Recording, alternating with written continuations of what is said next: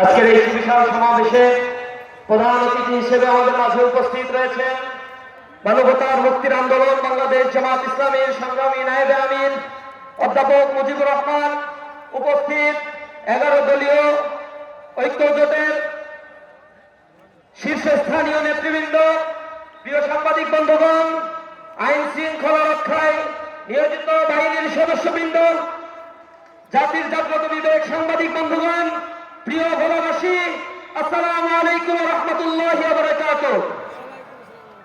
আমি কবির ভাষায় বলতে চাই, দুলিতেছে তরি, ফুলিতেছে জল, ভুলিতেছে মাঝি পথ, ছিড়িয়াছে পাল, কে ধরিবে হাল, আছে কার হিম্মত।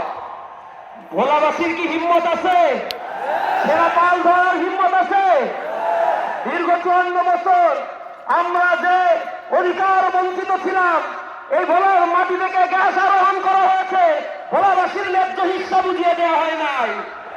ভোলাবাসী অসুস্থ অবস্থায় থাকলে তাদের চিকিৎসার জন্য আধুনিক চিকিৎসা কেন্দ্র করে তোলা হয় নাই।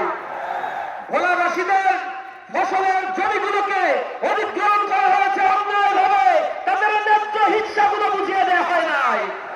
মধ্যসত্ত্ব ভোগিতার কারণে কৃষক সম্পদের তাদের সম্পদের সঠিক হিস্সা বুঝে পায় নাই।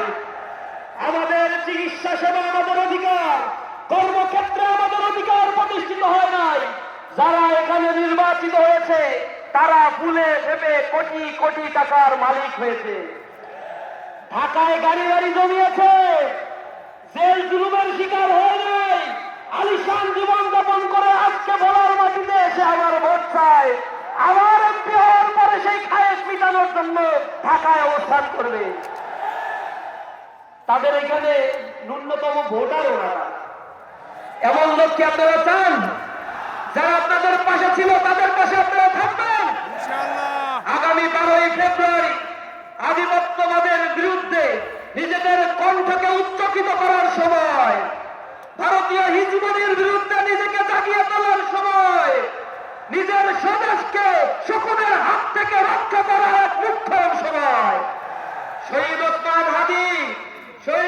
হাদি জীবন দিয়েছে, আবু সাইদ মুগ্ধ জীবন দিয়েছে, অসীম জীবন দিয়েছে, আলী রায়হানের তত্ত্বকে রক্ত আমাদের দিকে তাকিয়ে আছে। আমরা যদি নতুন বাংলাদেশ বিনির্মাণের এইখানে আবার কোন আধিপত্যবাদকে এদেশে টেনে আনি, এর জন্য আমাদেরকেই তোরা মাসুল দিতে হবে।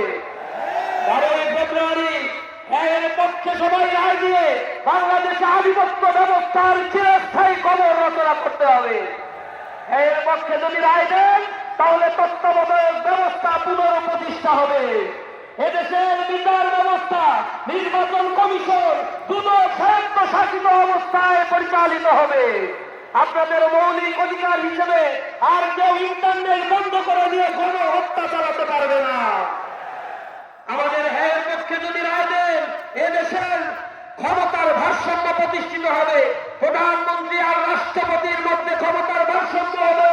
কেউ আপনাদের অধিকার দিয়ে ছিনিমিনি খেলতে পারবে না, কেউ সংবিধান ইচ্ছা মতো কাটাছেড়া করতে পারবে না। সংবিধান কাটাছেড়া করতে গেলে আবার জনগণের কাছে এসে রায় নিয়ে যেতে হবে তাদের।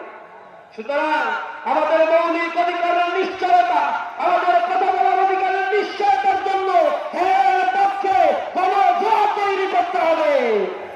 সর্বশেষ আপনাদেরকে বলতে চাই, এদেশে দীর্ঘ 54 বছরে জুলুমশাহীর শাসন ব্যবস্থার কারণে এদেশে যা বাজেট বরাদ্দ হয় তা আপনার আমার কাছে আসে না।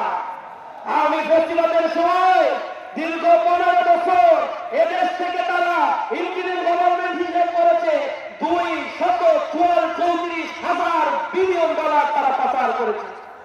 $234 বিলিয়ন মানে হচ্ছে এদেশের 8 বছরের ডেভেলপমেন্ট বাজেট করা সম্ভব ছিল। সেই ডেভেলপমেন্টের টাকা আমাদের বাজেট হয় ব্যাংক চুরি করে কোটি কোটি টাকা দেউলিয়া করে দিয়ে চলে গেছে।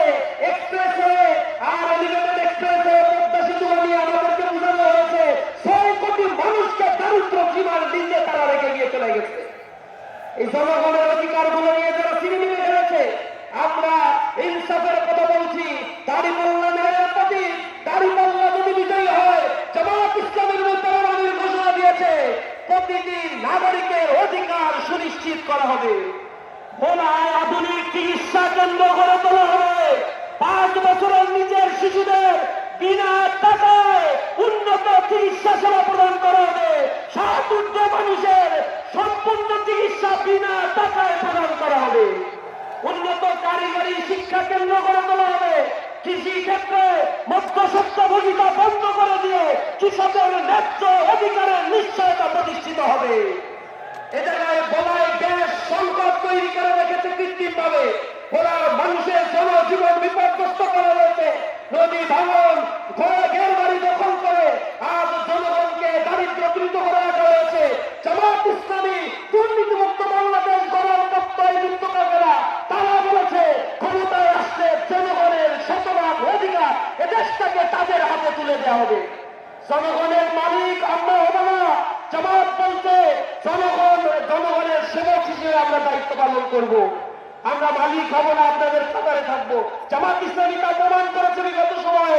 তাদের যখন কয়েকজন মন্ত্রী ছিল, আল্লাহকে যারা ভয় করে তারা জনগণের রক্ত পাঠ করতে পারে না।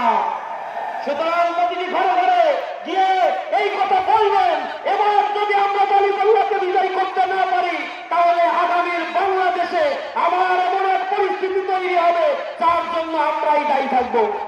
আমাদের ভোট পবিত্র আমানত।